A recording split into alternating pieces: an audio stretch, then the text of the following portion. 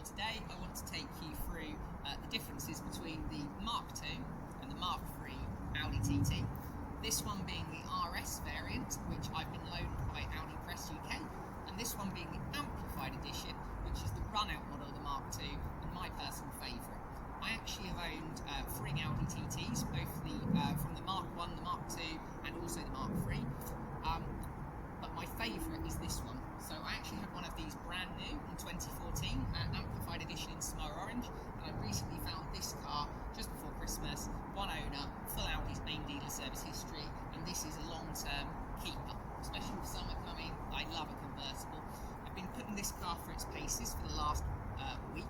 I've done 1,000 miles in it, and I've thoroughly enjoyed it. It is an absolute rocket ship. I absolutely love car design, and I think the Audi TT is an icon in its own right. I often call it the Capri of the millennium, because I actually think this car was a significant car as the Capri was back when that was launched in the 1970s. I love the way they've followed the design cues through all three variants, and today I'm going to show you a bit more of that with my Mk2 and the press car Mk3. So let's get into it.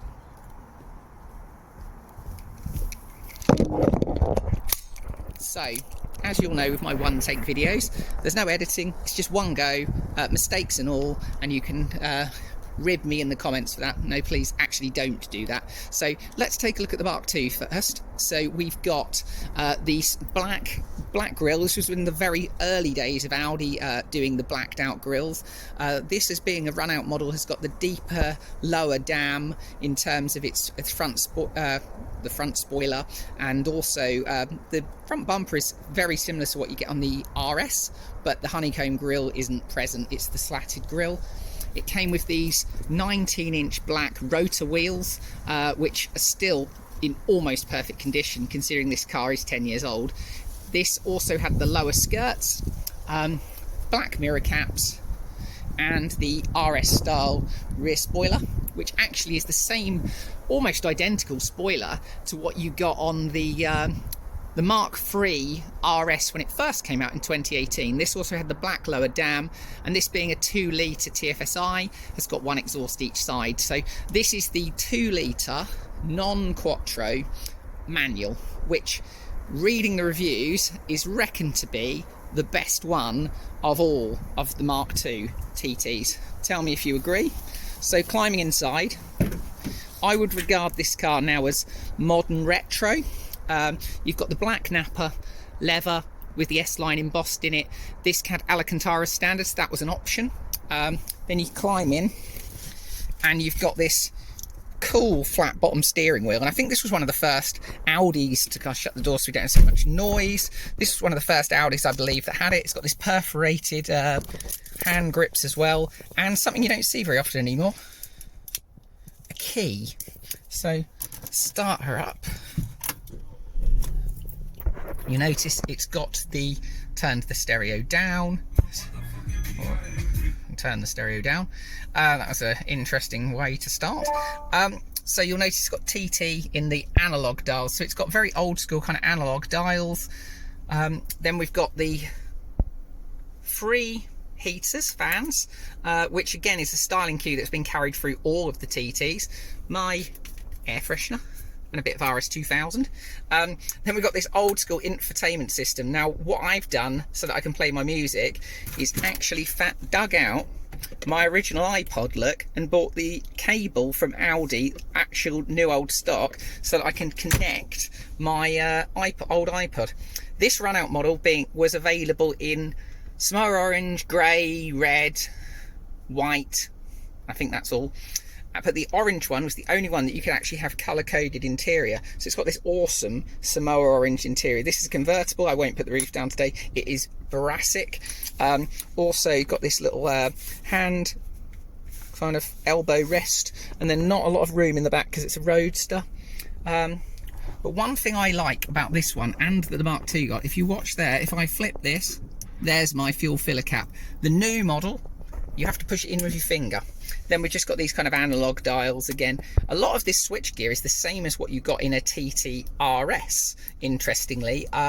TT RS, what am I talking about? A Audi R8, which I actually thought, when I had my Gen 1 R8, it kind of took a bit of shine off it, in my opinion, because I expected something a bit more premium. So I'll turn that off, and you just saw it's done 48,000 miles now, so I've done 3,000 miles on this already. So pop that back down, and we'll come and have a look around this one. So we've got bigger wheels, 20-inch. Again, everything's black on the styling on this, which I think looks really, really good. Really grateful for Audi Press lending me this car for the week. Covered 1,000 miles in it. I've been to all the best places in the UK. Those wheels are gorgeous, aren't they?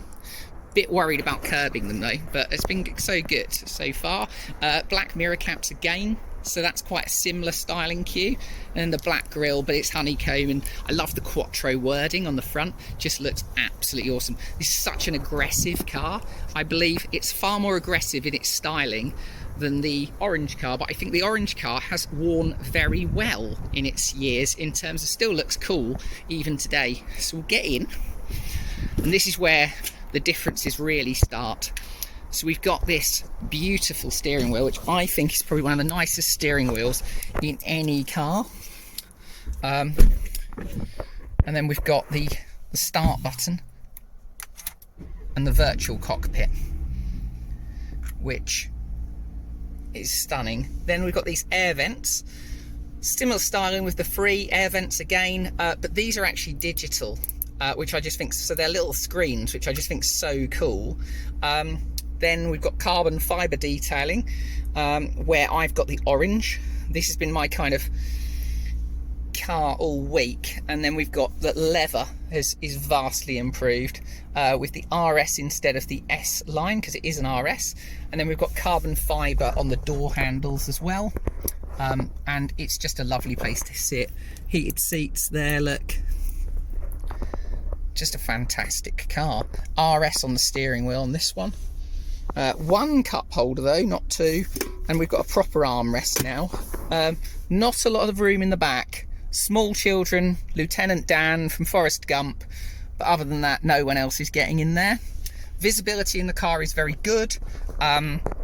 Also, it's DSG, so we've got the paddle shifts, which are just absolutely fantastic, and we've got TT RS in the electronic dial as opposed to RS in the dial of the other car. So we'll turn that off. Actually, to show you, got the drive select modes as well, so you can select what. I haven't been out of dynamic all week, but it's just absolutely fantastic. I need to go and fill it up again. I filled it up I think 3 times this week, but it's been worth it. So many smiles per mile. And you'll see on my long runs on this, when I went to Burnley and I went to Basingstoke and longer and places further distance, I was actually getting 33 and 35 miles per gallon. This is what I'm getting locally, so 12 basically. And I have driven this car like I've stolen it. I'm not going to lie. Apologies, Audi, but that is what it's there for, isn't it? Then we've got this beautiful quilted leather, absolutely gorgeous. And that penny, that's been there all week, so it's not mine. I'll return that with the car.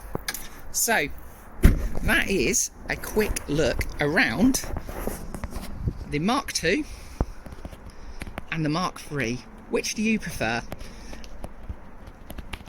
And is it, in your opinion, a good evolution of the car and the Mark? For me, I think Audi nailed it. I can't believe the Audi TT is coming to the end of its run, as the final edition is imminent in the showrooms. And obviously we've got the iconic edition as well.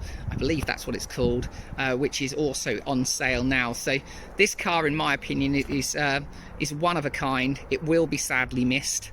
And I don't think there'll ever be anything else ever made like this again. So Audi TT, thank you for the great memories. Thank you for Audi for making such a great car, and thank you for Audi Press for lending me the RS for the week. I greatly appreciate it. I hope you enjoy this video. Please let me know what you think in the comments, and don't forget to like and subscribe. Thank you, everyone.